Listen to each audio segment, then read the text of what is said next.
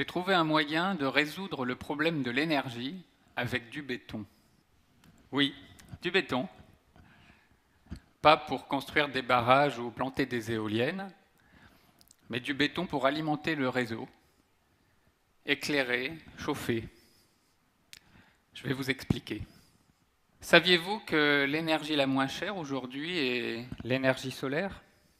Grâce à la baisse spectaculaire du prix des panneaux solaires, si maintenant vous mettez un panneau solaire dans un endroit très bien éclairé, vous obtenez un kilowattheure à 2 centimes. C'est 2 fois moins que les énergies classiques et polluantes.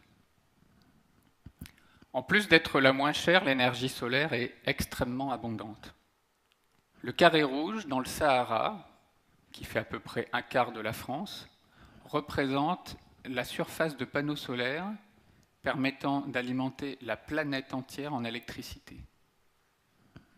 Alors, si l'énergie solaire est si peu chère et si abondante, pourquoi n'est-elle pas notre source d'énergie principale ? Parce qu'il y a un problème, l'intermittence. Le jour, il y a du soleil, mais la nuit, il n'y en a pas.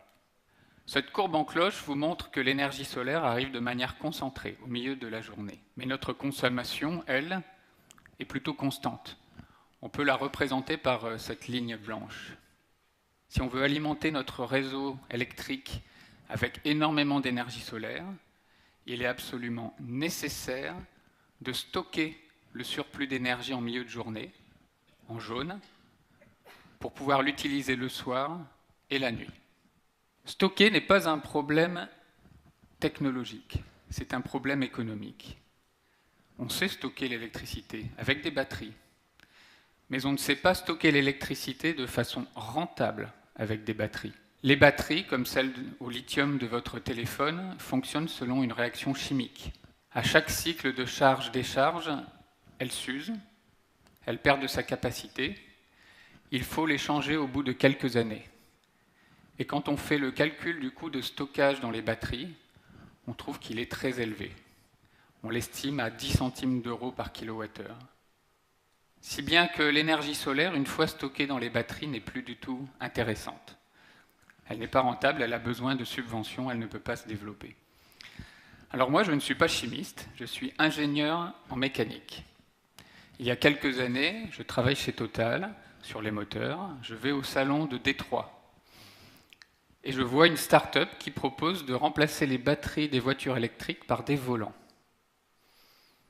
Pas des volants pour conduire, non. Des volants, c'est un cylindre ou un disque qui tourne à très grande vitesse pour stocker l'énergie sous une forme qu'on appelle énergie cinétique. Alors les volants ont été faits jusqu'ici en acier. Depuis quelques années, on fait même des volants en carbone. Le très gros avantage des volants par rapport aux batteries, c'est qu'ils ont une durée de vie illimitée. Malheureusement, pour les voitures électriques, les volants se sont avérés trop lourds. Mais moi, j'ai eu la conviction que, quand le poids n'est pas important, les volants avaient un très gros potentiel pour stocker de l'énergie, des énergies renouvelables. Et j'ai créé ma société. Alors avec mon équipe de 4 personnes, nous avons fait des volants en acier, puis en fonte. Nous étions à la recherche, dans la quête du Graal que tout le monde en ce moment cherche, c'est le stockage à faible coût. Mais ces matériaux classiques sont trop chers. Il fallait trouver quelque chose de complètement différent.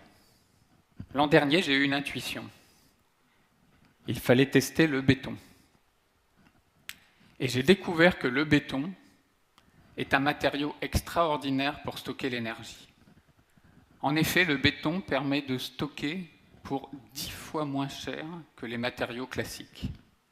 Et je peux vous dire que dans une vie d'ingénieur, ça n'arrive pas souvent de faire un aussi grand progrès en aussi peu de temps. Alors bien sûr, vous allez me dire, si c'est si facile, pourquoi est-ce que personne n'y a pensé plus tôt ? Parce que le béton est incompatible avec les volants. Le béton ne résiste pas à la traction. Si vous tirez dessus, il se casse. Or, un volant, quand il tourne, est soumis à une force centrifuge très importante qui le met dans un état de traction intense. Si vous faites un cylindre en béton, il éclate dès que vous le faites tourner. Ma solution consiste à comprimer le béton avec un enroulement sous tension tout autour, de telle manière que le béton reste en compression jusqu'à la vitesse maximale. Pour simplifier, on va dire que nous le ficelons comme un rôti. Ce volant de stockage solaire, nous l'avons appelé VOS. Alors comment est-ce que ça fonctionne? Quand il y a de l'énergie solaire en excès et qu'il faut la stocker, nous utilisons un moteur électrique pour faire tourner le volant de plus en plus vite et accumuler de l'énergie cinétique. À la vitesse maximale, on atteint des vitesses comme celles d'un avion de ligne, un peu moins de 1000 km/h. Ça va très vite. Mais il n'y a pas de frottement car nous avons enlevé l'air, nous avons vidé l'air autour du volant. Ce qui nous permet de conserver l'énergie pendant plusieurs heures.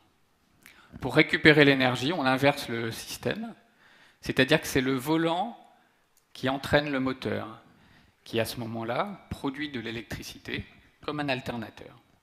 Alors voilà, avec de l'intuition, beaucoup de réflexion et du béton, nous avons trouvé un moyen de stocker l'énergie à très faible coût, environ 2 centimes d'euros par kilowattheure. L'association d'un volant en béton avec des panneaux solaires photovoltaïques conduit à 1 kWh une énergie renouvelable, disponible nuit et jour, à un coût inférieur à celui des énergies polluantes. Alors actuellement, cette technologie est en cours de développement. Notre projet à court terme est d'équiper des petits territoires, des petits réseaux électriques comme la Corse, la Guadeloupe, la Réunion, des villages africains qui sont alimentés essentiellement par des groupes électrogènes, de manière à remplacer le carburant de ces groupes par de l'énergie solaire.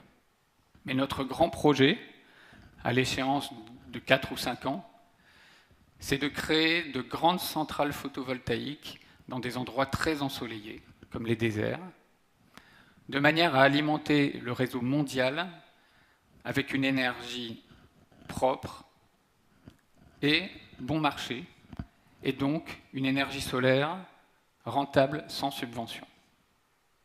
Inutile de vous dire qu'après toutes ces années de recherche, je suis impatient de voir notre technologie arriver sur le marché de l'énergie et le révolutionner, car avec un coût de stockage aussi faible, les énergies renouvelables vont enfin pouvoir remplacer les énergies polluantes.